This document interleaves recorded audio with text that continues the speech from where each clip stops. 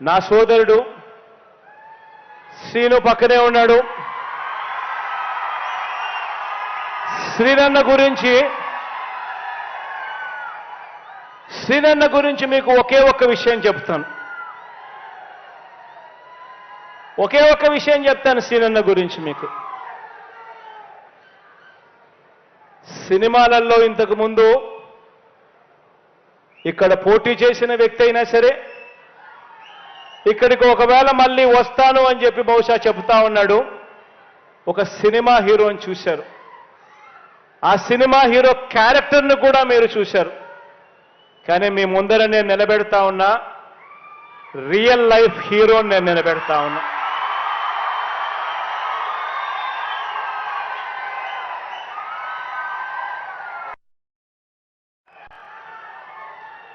నిజంగా మంచి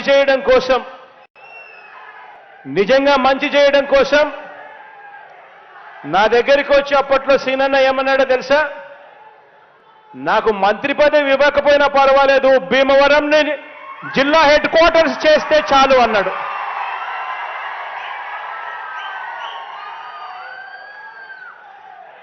నిజంగా రియల్ లైఫ్ హీరో అంటే ఇలాంటి మాటలు మాట్లాడతాడు.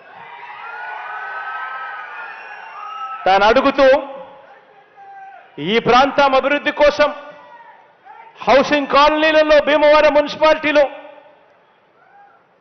తాను హౌసింగ్ కాలనీలో లెవెలింగ్ వర్కుల కోసం తాను అడిగాడు. 39 కోట్ల రూపాయలు ఖర్చు అయ్యే ఈ లెవెలింగ్ వర్కులకు శాంక్షన్ చేస్తా ఉన్నామని చెప్పి సందర్భంగా తెలియజేస్తా ఉన్నా. సిమిలర్గా అదే మాదిరిగా రోడ్డు వర్క్స్ కోసం అడిగాడు. భీమవరం మున్సిపాలిటీ, భీమవరం రూరల్, వీరవసరం మండలంలో 5.5 కోట్లకు సంబంధించి అడిగాడు. అది శాంక్షన్ చేస్తా ఉన్నాము. యనమదూరు డ్రైన్ దగ్గర భీమవరం టౌన్లో ఫుట్పాత్ బ్రిడ్జ్ కావాలని అడిగాడు. దానికోసం 5.80 కోటి కావాలన్నాడు. అది శాంక్షన్ చేస్తా ఉన్నాము. Construction of major bridge at Gonteru dam అని అడిగాడు. దీన్ని కూడా 12 కోట్ల రూపాయలతో శాంక్షన్ చేస్తా ఉన్నామని చెప్తా ఉన్నాను.